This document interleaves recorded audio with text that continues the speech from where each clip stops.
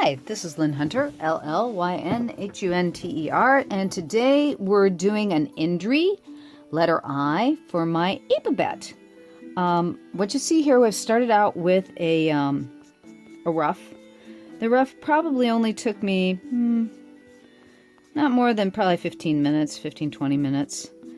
And what I'm doing right now is I'm actually what I call ghosting it back. This is a kneaded eraser. I show it often. Basically, they come in little cubes. It's latex, basically rubber, that has had air whipped into it. And it's a great eraser because it will pick up the graphite like silly putty. If you've ever played with silly putty, it works very much in the same way. It'll pick up the graphite from the paper, so that now you can see it's like I have only a ghost of the image, and it is basically my bottom drawing for what I'm going to do with ink. Again, this is for my alphabet. So an Indri is a lemur from Madagascar. It's one of the largest lemurs. Most lemurs are relatively small. They're about cat-sized, and they have very long tails, whereas the Indri is related to another group of lemurs called Saphikas, and it does not have a long tail. It actually has a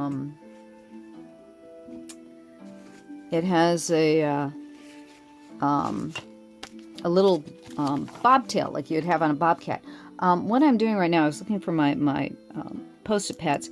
I've got a little bit, the pen I'm using is a big stick, and I've been working with it. So it's got a little bit of ink on the top of it where it's clogged up around the ball. So one of the first things I'm doing is I'm just kind of going on the paper this way to get the those little blobs off. You can see with ballpoint pen, it'll blob, which is actually kind of nice. I like it. Ballpoint for a number of reasons. It punctuates with that blob. I'm also going to use, this is a fine point. This is an old fine point because it's yellow. That yellow, usually the fine points are the accountant point, I think is sometimes what they call them. Nowadays is white rather than, what is that? It's not really yellow. It's more of an orange color. Because I want something with a little bit finer point. So, because the Indris have very, very tiny eyes. I've got these little itty-bitty eyes. I'm going to start with the eyes. I'm going to start with the face.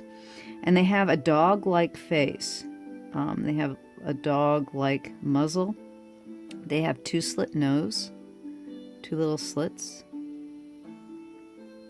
And I have a tendency to give, whether an animal has a smile or not, I will give the lips on my animals a little bit of smile, especially since this is going to be for a children's alphabet book. It's kind of nice to give your animals a little bit of a hint of a smile, because that's what we're familiar with as a friendly expression. And the Indri has a black mask of a face. So I'm giving him this. They have like a bare face that is surrounded by fluff of black.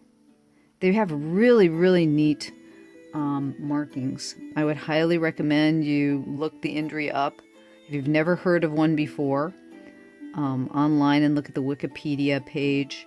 Wikipedia's always got some great information. They also, it's very, very cool, they have the song of the Indri. It has a marvelous yowling kind of howl that it communicates with. And they actually, on Wikipedia, there's a little sound bite, so you can hear what Indris sound like when they communicate to each other. And most of your primates, especially tree-dwelling primates, will have some kind of vocalization so they can hear each other in the trees. Let's see here. And this particular, I'm looking at a Google page of a variety of Indris, and what I find amusing is the black ruffed lemur, or the ruffed lemur, also has a very similar appearance to an Indri. And the one way you can tell right off the bat it's not the same animal is a ruffed lemur has white ears where an Indri has black ones. And on top of that, an Indri does not have an elongated tail. Lemurs have a very, very, very long tail, whereas Indris like have this little bob on the end of their tail.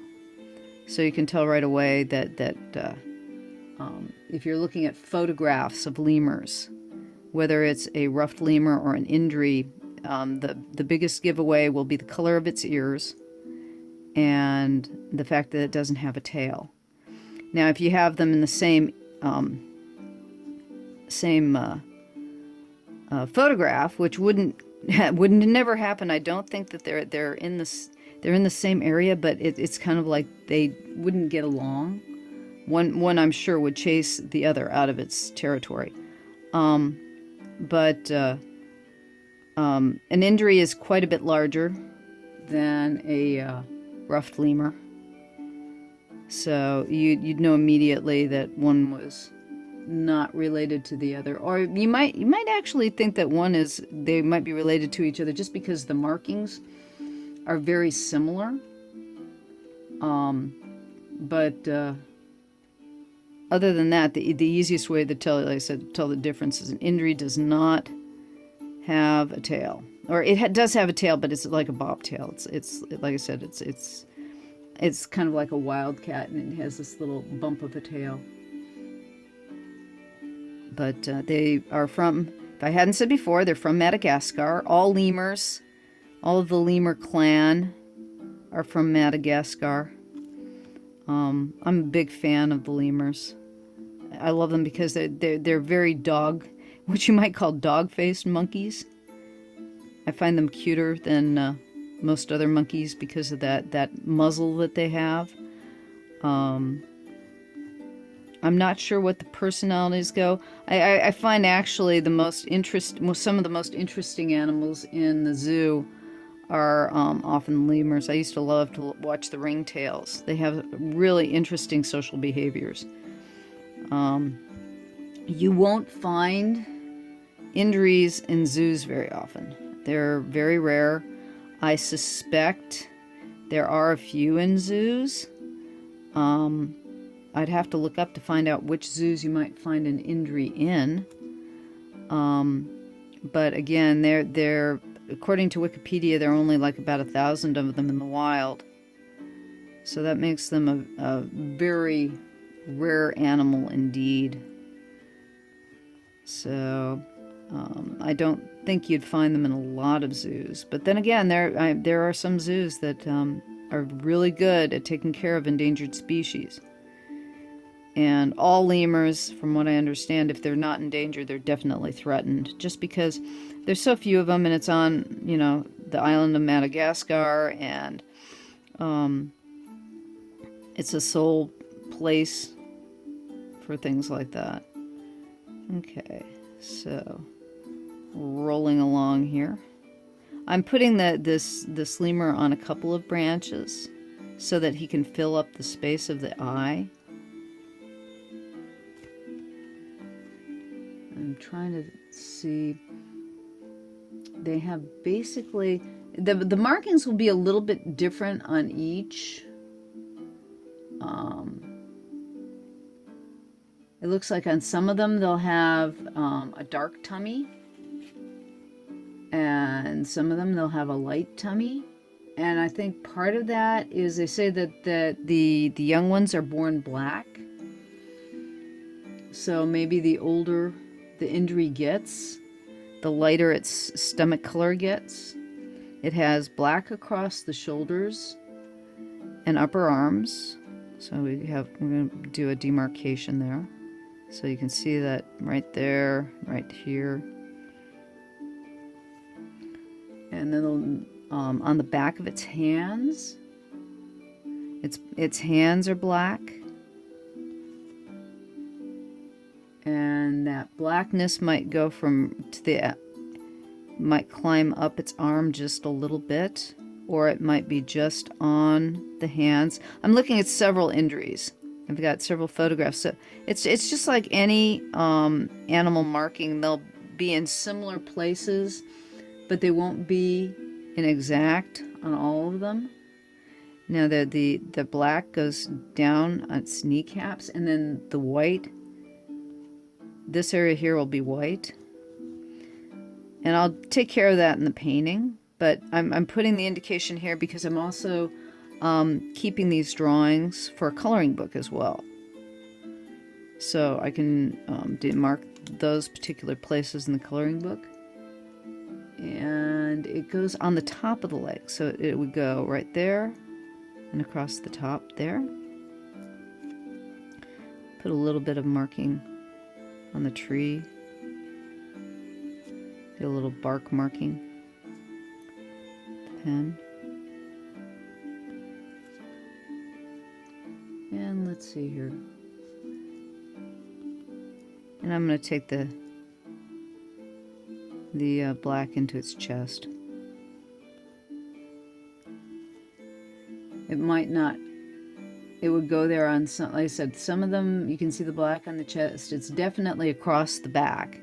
So it's like it'd be across the back here. And then it's got a little, I'm going to give, this is where its tail would be, and it has just a little white nub of a tail.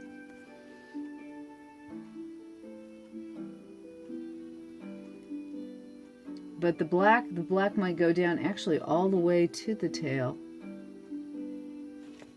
Let's see if I've got some of them it goes on the tail, and some of them it doesn't. Oh, they're so pretty. They're very panda-like in their markings. So when I paint this, I've got to be, I will probably be using lamp black for a lot of the black. When I'm painting with black, Mars black is usually your opaque black, and lamp black is a little bit more transparent.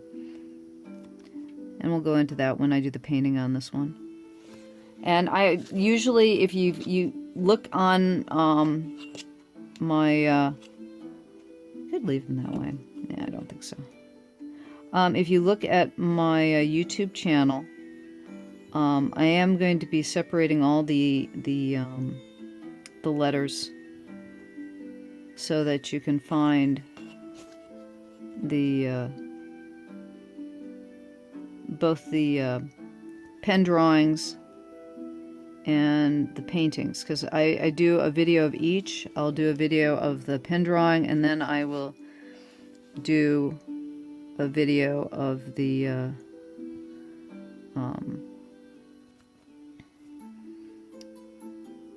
painting afterwards as well. Now I'm going over the lighter pen work that I did with a heavier line now, so that this will be easier to set up for a coloring book. I scan these into the computer, and then I will do adjustments on the computer so that basically this will be able to be turned into a coloring book page.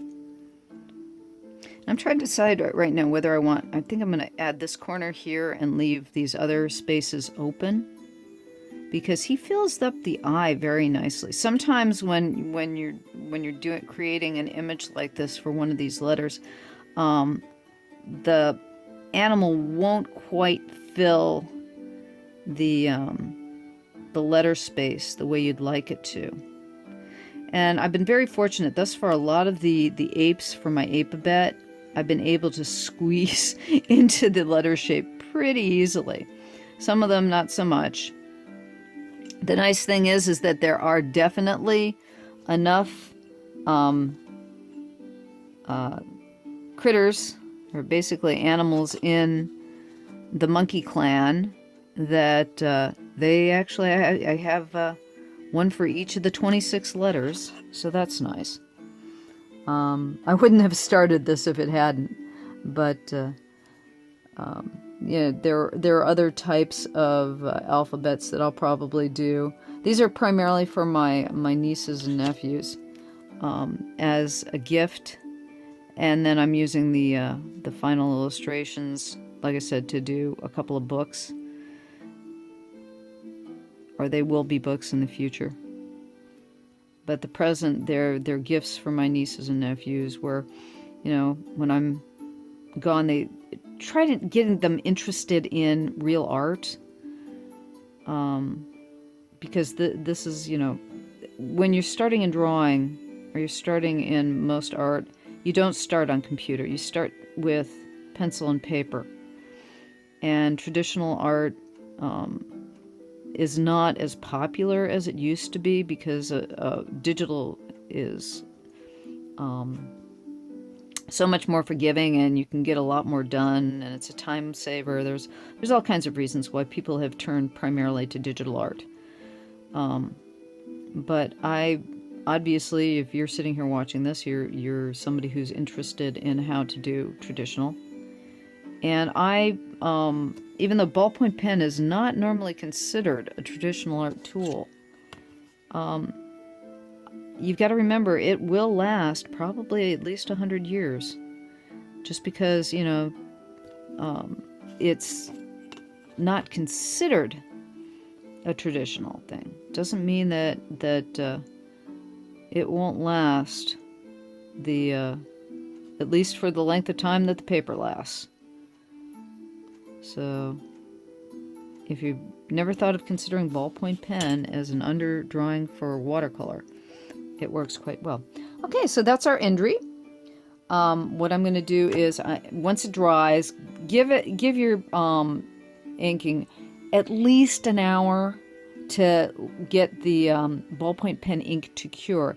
It is dry right away. It's not like your traditional pen and ink, where you got to be really careful about smearing, but you still have to be careful about ballpoint pen ink smearing. So I would give it an hour to cure before you erase this. And again, what I do is usually I'll use a kneaded eraser to erase the line work, the pencil work, and then I'll go over it again with a latex eraser, and that'll take all of the line work away.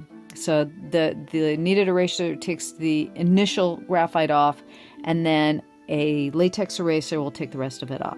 But that's it. That's our Indri, and I hope you come back to see him getting painted a week from now. Thanks much. Appreciate you watching. Bye-bye.